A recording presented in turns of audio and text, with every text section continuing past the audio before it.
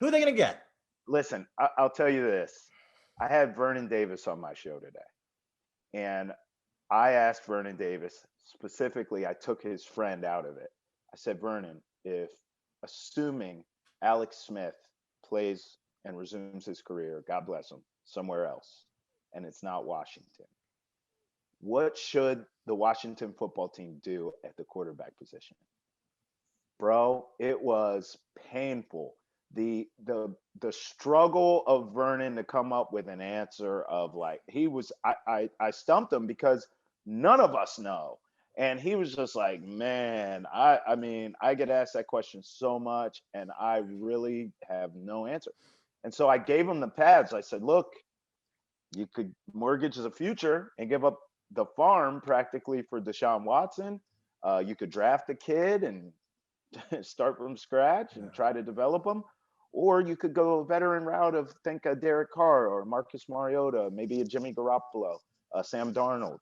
And he said he took a second and he goes, I got to tell you that Deshaun Watson can play. And I said, yeah, I mean, there's a segment It's a of this take right there. Nobody's said that before. there's a segment of this fan base that agrees with you, give up whatever it takes to get Deshaun, but no one knows. But to me, obviously, especially in our area, bro, like that's everything. You know, who's going to play quarterback for this really good team? They have a good defense or well coached.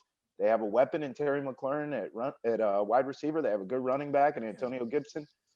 I mean, they need a trigger man, don't they? Yeah. No, I put up a video today for the radio station's website. Apparently, Florio floated the idea that Roethlisberger could be in play for Washington. I'm like, what? Jesus. Get the hell out of here. Darnold, I'm interested in because if you giving up less than the Colts gave up for Wentz, still on a rookie deal, and he's been with the Jets, which is like playing with a hand behind your back. So I think you take a flyer on him. You see what he can do. Like, I mean, like they had Alex Smith's been out there with his bionic leg. Like, it's Heineke is a great backup. I would not feel comfortable putting him as the starting quarterback after a game and a half. You better get used to it. I think he's going to win the job if none of these things come to fruition that we think could. Look, I guess I'm with you on Darnold. I loved him coming out of USC, but I put too much stock into him. I thought he would turn around the Jets, quite frankly. There are quarterbacks.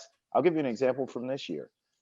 Before he got hurt against Washington, Joe Burrow was lights out for the Bengals. And they weren't winning many games, but you saw enough to say, oh no, you could build around that guy. And I made money off the Bengals before he got hurt. They were covering every week, bro.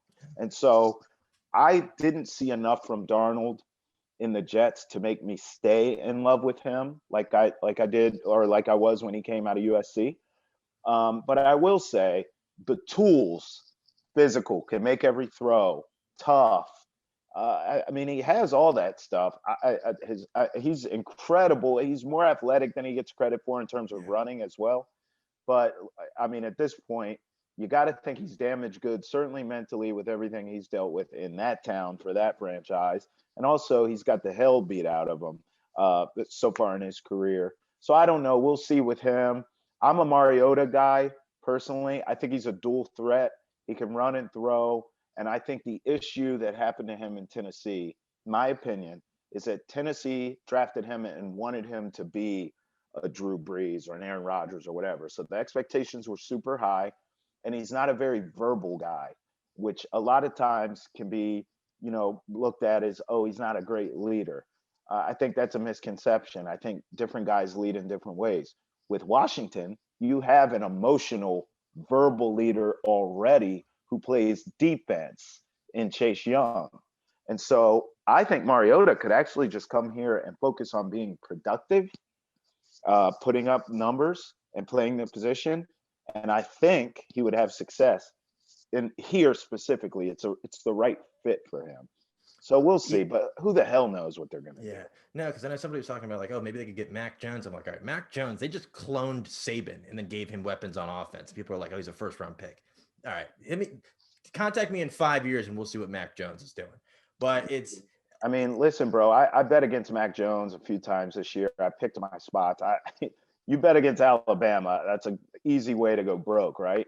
But over the years, I've picked my spots. The Burrow LSU year, I picked LSU. You talk about ballsy. I picked LSU to go into Tuscaloosa and beat Alabama money line, and I hit that, and that bet paid me off big. This year, I bet against Alabama off the top of my head 3 times: Texas A&M, Georgia, and Florida, and I went 0 for 3. And Mac Jones lit me up. Him or the So, receivers? Him or the well, receivers? listen, they can't throw to themselves, and I get it. I hear you. It's the case for all Alabama quarterbacks, and really a lot of Ohio State ones too, right? Yeah. Great offensive line, great wide receivers, great running backs, great coach.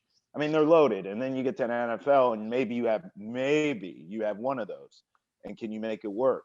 But I'm just telling you, I'm a little easy on Mac Jones in terms of doubting him, because all he's done every time I've doubted him is made me look dumb. So I would like to see him. By the way, Washington has a decent offensive line. By the way, they have one weapon on the outside. They have a decent running back. I mean, maybe he could have success. Again, I'll repeat, what the hell do any of us know? We don't know anything. We just hope the guys in that building at Washington Football Team Park know what they're doing. I just see Mac Jones as a guy that, like, 15 years from now, when somebody that's just getting into football is like researching it, like basically sort of like maybe what I did when I was like 8 or 9. I'm on Wikipedia looking at these old quarterbacks I've never heard of, and all of a sudden you look at the first round and there's like a star's potential Hall of Famer, and then you see a guy who's drafted 5 slots down that has when you click on his entry link, it says his birthday and then references and nothing in between. That's how I see Mac Jones. So yeah, no, I get it. And listen, I'll say this: when you were that age and I was that age, boy, those lists were long, right? They would just read off like crazy. I remember the Charlie Frys and the JP Lossmans and the Tim Couches during my era when I was a kid. But listen, if you look now at draft classes, it's not really like that anymore. There's not a ton of bust anymore. There's not a lot of Jamarcus Russells running around. Johnny Manziel is a bust because Johnny Manziel was an idiot. Dwayne Haskins right now, quite frankly, is a bust because he was an idiot. For the most part, if you keep your nose clean and you work hard and you just try to get better, you'll play for a bunch of teams. You'll be in the league for a long time. You'll be average. I mean, look at Mariota and Jameis Winston. They're great examples. They went 1 and 2, right? So Wentz and Goff went 1 and 2. Look what they just got moved. So their teams gave up on them. So listen, I don't think there's bust anymore like it was when you and I were kids. I think now the NFL's set up for quarterbacks to at least have marginal success. If you could just walk and chew bubble gum at the same time and stay out of the damn police blotter, you'll be fine. And you'll be average and you'll play for a bunch of teams. That could be Mac Jones. We could be redefining what bust means as a quarterback in the NFL. Whoever they bring in, the rule number 1 is when you become a Washington football quarterback is don't hang out with strippers after losing to the Seahawks. That's rule 1. Rule 2 is don't forget your helmet. And with the NFL draft coming up, I think it's a done deal. Lawrence going number 1, or Urban Meyer's lost his mind and it's going some other direction, which would be incredible. Yeah. Where do you see? I think the draft starts at 2. Who do you see the Jets going after? Well, all the reports tell you they love Zach Wilson from BYU. He's a great name. He does. Zach's a very strong name. I could tell you just from what I'm a big college football guy. And from watching him a ton, watching Justin Fields a ton, we don't even need to talk about Trevor Lawrence because he's going 1. I mean, it's just, there's no point.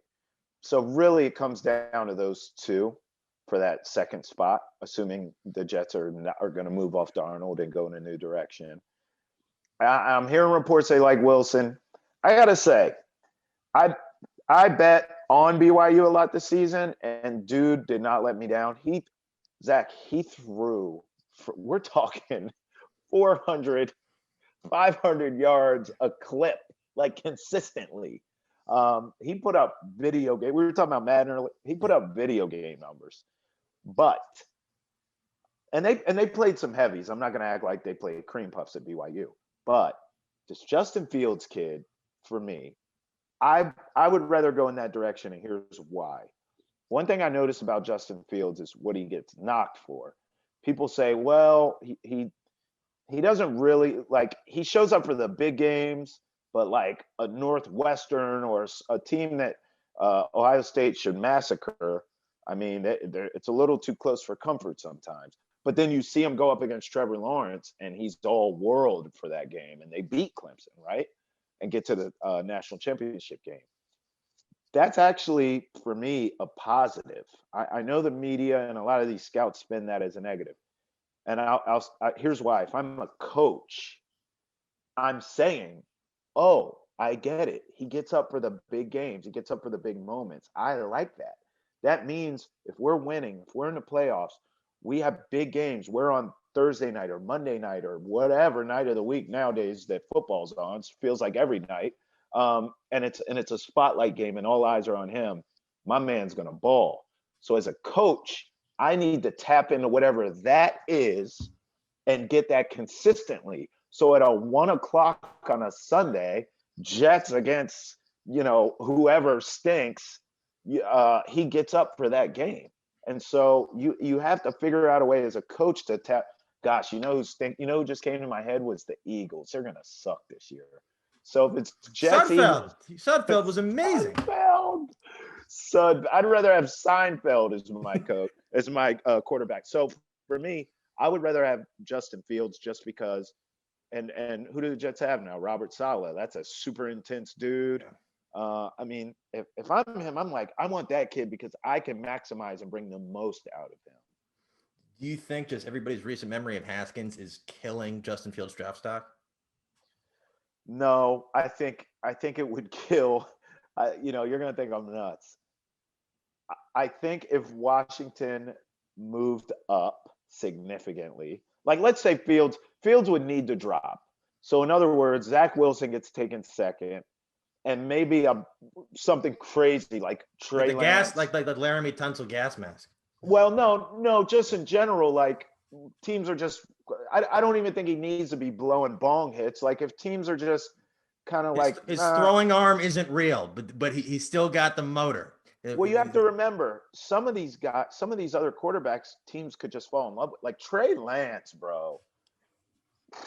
Trey Lance in North Dakota, if they didn't play high school teams as competition for they were playing synagogue teams there. Right. Man. I mean, but Trey Lance is a real ball player, dude. I've lost money to Trey Lance, believe me. So big physical guy, dual threat, smart. You may have something there. He kind of plays like Mahomes. So a team could fall in love with him. A team could fall in love with your nemesis, Mac Jones. You just don't know. So let's say organically, there's no bong hits through a gas mask. Let's just say organically, Justin Fields starts to slide. I think what Haskins would damage would be if Washington either wants to or decides to move up to go get him. If they want to, someone in that draft room is going to say, or draft Zoom room, whatever the hell's going on this year. Draft yacht.